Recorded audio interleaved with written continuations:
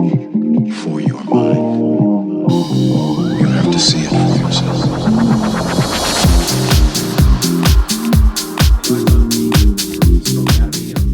A osteopath who lives in Melbourne, or a personal trainer as well, but mainly a student of the injuries that I've kind of accrued over time. The reason I've kind of thought to feel a little bit more comfortable in making a video like this today and explain something pretty genuine is that my role as an anatomy educator at the moment is to try and have people understand more about something they already possess, which is why I thought I'd start coming out with a few of these videos. I think there's something to be offered in explaining these concepts in a way that you can maybe start to feel yourself or even understand on a conceptual level, because I think one of the issues with just education in general and taking in information this in a culture like this, in a scenario like this, under circumstances where we're doused with information on a regular basis, I think it's good to take a breath and try to rationalize the information in front of us, which is what I'm going to try to do in these videos. I get really hazy on where the actual camera is, and I'll try not to stumble my way through the talking too much. I gotta cut out. It's okay, Ethan. It's okay. It's okay. It's okay. That brief intermission.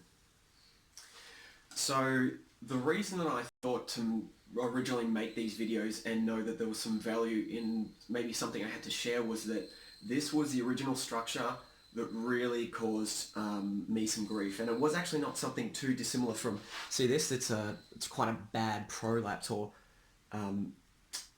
elaboration of a prolapse of a disc, but I actually had this down at my L5S1 root, I think down here, or it might have been my L45. Anyway, this almost crippled me, and it hasn't been up until this point. Well, it didn't almost cripple me, but in the sense that I couldn't move for a long period of time. Some people might refer to it as sciatica as well, where the it's like the sensation of electricity is running down the posterior thigh, almost a Das Bowen's here, my helpful skeleton. And I've rehabbed it over years, also becoming an osteopath in the meanwhile, and becoming a trainer because of my fascination with my own injury, my own issues, and it's almost like my obsession with my own body and giving it strength again and learning from the times that I fail, and I still fail moments, I still have injuries and accrue them. It's been really interesting understanding that the spine has also been a prelude to realizing the balance needed at the pelvis.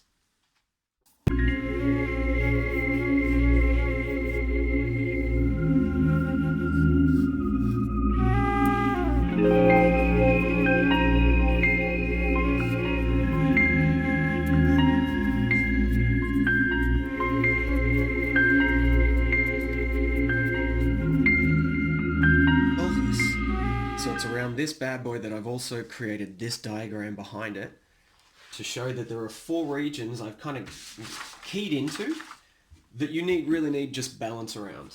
And this includes 1, your abdominal region, 2, your quads and adductors. And I'll show you those in a separate photo, what I talk about. 3, you need to have a balance in the sensation and the strength in your glutes and hamstrings at the back.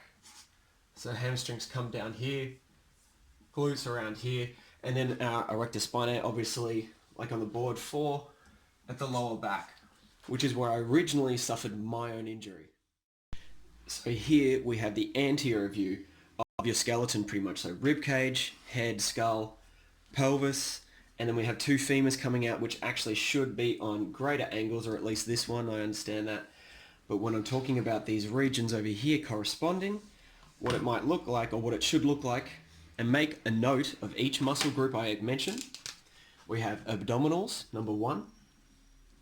These are not only your 6-pack or rectus abdominis, but also obliques, and both pairs, internals and externals. 1. Now quads, adductors, number 2. quads adductors. Adductors actually spray out like this from the bottom of our pelvis and help to steer and pull on our femurs and hold them in, but our quads help action on the knee and at the hip. For example, the rectus femoris. Anyway, down 1, 2, 3, 1, 2, 3, coming off 2. And on our separate model here, or original, we have our glutes, which really come over and attach like so onto a femur. We need to draw, and the hamstrings even lower onto the tibia. These glutes and hamstrings share a relationship in how they move the pelvis and the femur in relation to one another. And number 4, our Rector Spinae, or rather like this, almost holding us in extension. They really move up the whole spine, but around here they also help behind at the back in regards to our multifidus and our anti-rotation muscles. So these are also in relation to the obliques in front. They tie around and they help govern movement. So if we're going through our checklist of muscles which balance the cornerstone feature of our body, the keystone feature rather, then we're going to be looking at 1, 2, 3, 4. 1 being our abdominals, external obliques and internal obliques, so our abdominal musculature bracing it like a corset, but also to be supported from behind by the gluteals and also the adductors. You'll feel a sense, if I'm going to honestly to be making more of these videos, I'm going to kind of instruct some of the feeling, but try to cut off a fart. Try to squeeze your glutes so that nothing is coming out of the other end, and you'll have a sense of what it's like to squeeze your gluteals. For anyone wondering who hasn't had physiotherapy. The Erector Spinae muscles, which hold the spine in extension there and help really with the internal abdominal pressure, which I do a video on around as well about TA, corset pressure, intra-abdominal pressure, but the Erector Spinae help pull it into extension and really hold it in that structure.